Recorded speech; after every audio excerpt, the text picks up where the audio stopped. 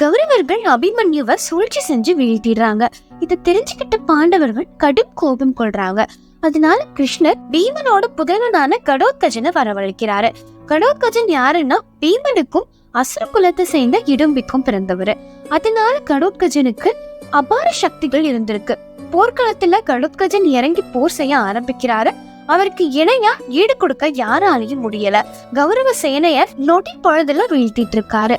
இறுதியா தன்னோட சகோதரனான அபிமன்யுவை சூழ்ச்சியால வதைச்ச துரியோதனர் தன்னோட கைகளால பிடிச்சு தன்னோட தந்தையான பீமன் கிட்ட ஒப்படைக்க முற்படுறாரு. காரணம், பீமன் தான் துரியோதனனை கொல்லணும்னு சொல்லி சபதம் எடுத்திருக்காரு. உடனே துரியோதனன் சாதுரியமா நம்ம கதாநாயகன் கர்ணன் கிட்ட உதவி கேட்கிறாரு தன்னை காப்பாத்த சொல்லி. கர்ணனும் தன்னோட முழு சக்தியையும் உபயோகிச்சு பாக்குறாரு. ஆனா கடோத்கஜன் மேல ஒரு சிறு காயம் கூட படல. என்ன செய்யறதுன்னு தெரியாம நிக்கிறாரு கர்ணன்.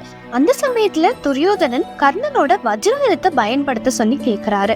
வஜ்ராயுதம் கர்ணனுக்கு இந்திரதேவன் பரிசா கொடுத்தது. அந்த வஜ்ராயுதத்தோட சிறப்பம்சம் என்னன்னா, கர்ணன் தனக்கு நேரா இருக்கிற யார நோக்கி வஜ்ராயுதத்தை செலுத்தினாலும் அது அவங்கள வதச்சிரும், அத்தோட அதுவும் அழிஞ்சு போயிடும். ஆனா கர்ணன் அதை உபயோகப்படுத்த யோசிக்கிறாரு.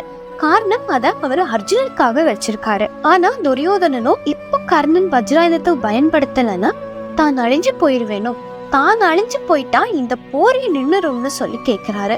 உடனே கர்ணனும் வேற வழி இல்லாம வஜ்ராயுதத்தை கடோத்கஜன் மேல செலுத்துறாரு. அந்த வஜ்ராயுதத்தோட சிறப்பம்சம் என்னன்னா, கர்ணன் தனக்கு எதிராக நிக்கிற யார நோக்கி அந்த வஜ்ராயுதத்தை செலுத்தினாலும் வஜ்ராயுதம் அவங்கள வதச்சிட்டு தானும் அழிஞ்சு போயிடும். ஆனா கர்ணன் அதை பயன்படுத்த யோசிக்கிறாரு.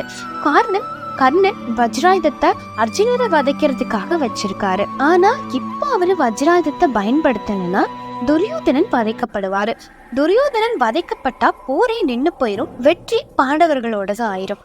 அதனால வஜ்ராயுதத்தை கடோத்கஜன் மேல செலுத்தினாரு. கடோத்கஜனும் தன்னோட மிகப்பெரிய உடலை கீழே விழும்போது கூட கௌரவ சேனைகள் மேல படுத்து விழுந்து ஒரு பெரிய படையையே அழிச்சிட்டு தன்னோட உயிரை துறக்கிறாரு. இப்படி கர்ணனாலே கடோத்கஜனும் வதைக்கப்படுறாரு. சில நாட்களுக்கு பிறகு கர்ணனும் இந்த